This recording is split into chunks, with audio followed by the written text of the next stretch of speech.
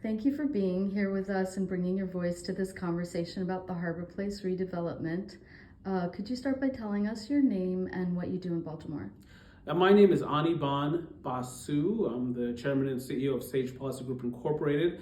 We're an economic and policy consulting shop here in Baltimore. Our office is at 575 South Charles Street, and we have a small office in Orlando, Florida as well. And basically, we're hired by people to conduct economic studies. And sometimes we talk about the economy to live audiences or on webinars, so on and so forth. And so I'm an economist, and I've tried to wrap a business around economic research, and so that's who we are. Wonderful. Could you reflect about this proposed development in the harbor by MCB Realty? Yeah, absolutely. So I'm not thrilled with it. I'm not thrilled with the process or the potential outcome. Process, in my view, is a sham. So, as some people know, the city provided $1 million to MCB Real Estate to manage a public engagement process. And after that process was completed, they put forth some plans. And so I did not attend all of the stakeholder engagement activities or meetings, but here's what the public must have said for us to have the proposal that we have. And so, again, many people might know that what's been proposed are two fairly large apartment towers and some public space, some lane closures, so on and so forth. And so here's what the public must have said to engender this outcome. The public must have said, look, here's what I want for the Inner Harbor. First, I want you to develop some massive apartment buildings. I want you to privatize much of the site.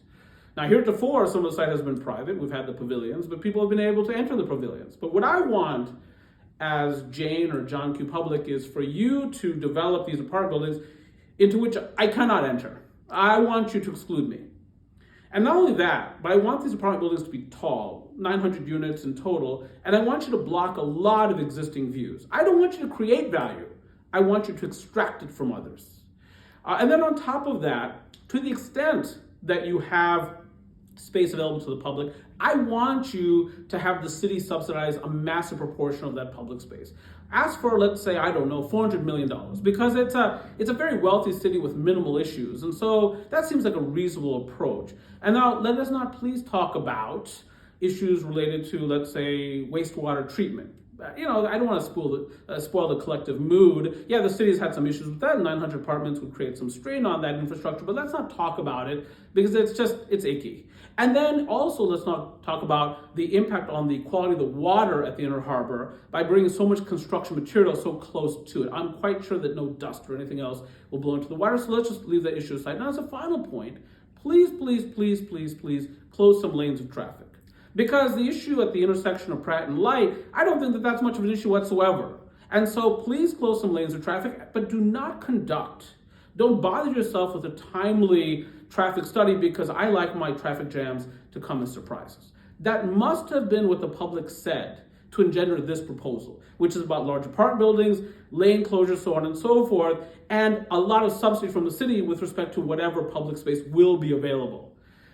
So in any case, I'm not happy with the process because I think that the public engagement process was a sham. I think the private developer knew exactly what they wanted before they engaged in this process, again, subsidized by the city.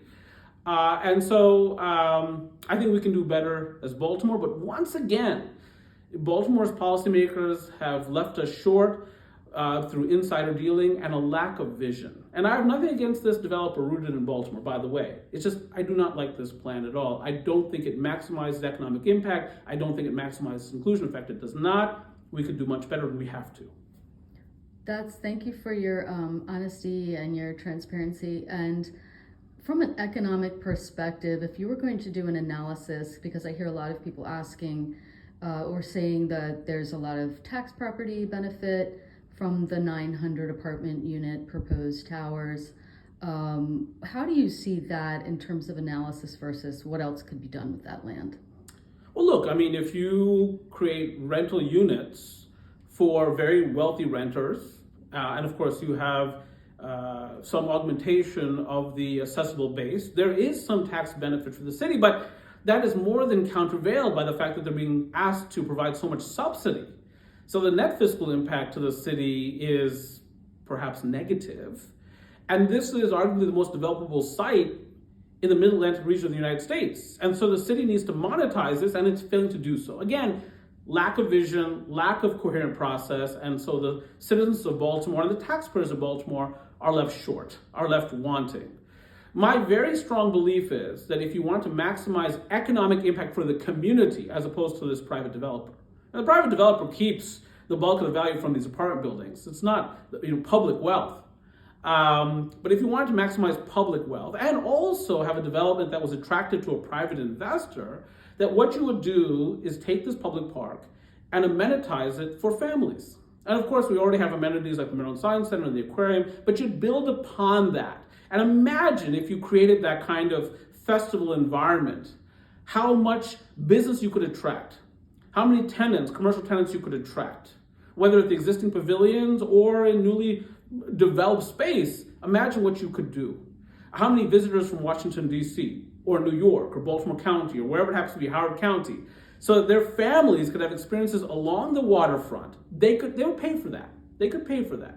This is not about being anti-free market, anti-capitalism. It's being about pro-private investment, investment that really benefits the broader community and not just a handful of very wealthy tenants.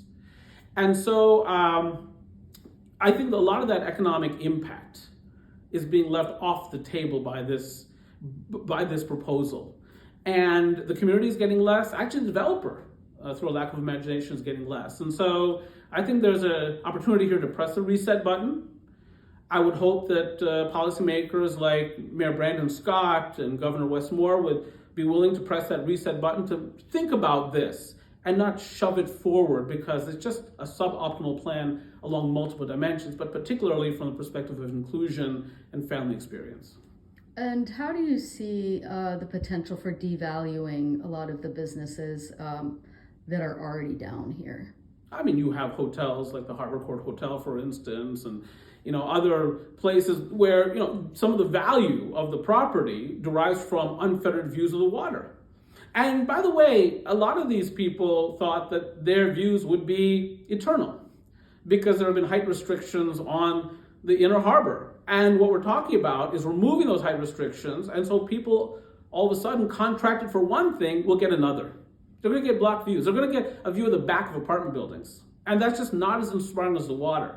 It's not as if for thousands of years people have wanted to look at the back of apartment buildings. They've wanted to look at the water. That's what has been the draw.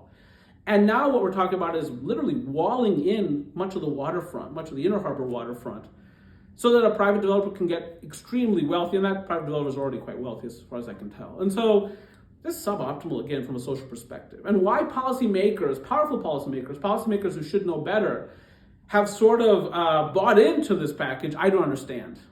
But again, it's part of Baltimore's history of insider dealing and a lack of vision. For some reason, we in Baltimore don't believe we deserve the best. But we deserve the best. We're among America's most historic cities. We're a beautiful city.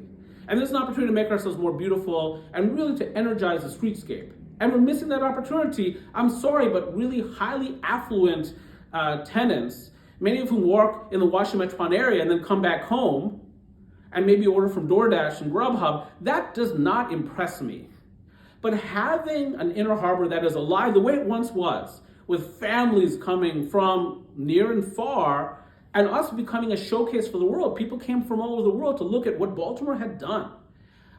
This is not going to attract people because anyone can develop an apartment building elsewhere. And by the way, if these apartment buildings were being developed across Pratt Street, I'd have no problem with that. But along our waterfront, how does that make sense? And yet again, very powerful people have bought into this vision or lack thereof. And so here we are having to push back. One final question. Thank you so much for speaking with us. What are the implications of this being put forth and going through the legislative process without an economic study being done first? Look, this should have been subject to an international design competition. We should have had the best ideas from architects from Berlin and Tokyo and Sydney, Australia, and so on and so forth, in places where they do a lot of business and they attract a lot of visitation. It didn't go through that process. Instead, the developer appears to have been handpicked. So Baltimore, and so wrong, so problematic. But also, there should have been an understanding by policymakers what would maximize economic and fiscal impact. How could the city make the most amount of money from this? Because the city, of course, has lots of requirements. It's being asked to spend more on public education, for instance. It wants to spend more on its own infrastructure and transportation and all kinds of other services, public safety services. So it really needs to make this a fiscal winner. So one of the things that could have been done is to have an economist or group of economists study how the city could maximize value for the citizenry and for itself as Baltimore City Incorporated. It didn't do that. Instead, what it did was it handpicked a developer, and what the developer proposed, the first thing they proposed said, we buy in, let's do this. And at some level, I can understand why some of that happened, because what's been proposed in the eyes of some is better than what exists, right? Because not much activity exists at the Inner Harbor. But that's not the question. It's not a question of whether or not this is an improvement over the status quo. The question is this the best that we can do? Because we need to do the best that we can do. This is our one chance in a long time, 100 years or whatever it happens to be, to redevelop the Inner Harbor. We have an opportunity here. And again, Baltimore is missing out at maximizing value. And so an economic study should have already been done. It has not been done. And there are forces that want to move this forward without any kind of economic analysis. They just want to move it forward. So Baltimore again, and so unworthy of who we ought to be and who we are. So that's why I am among a group of people who are increasingly pushing back on this, saying, let's press the reset button, let's do this right. Thank you very much for your time. Really appreciate it. Anytime. Thanks a lot for the opportunity.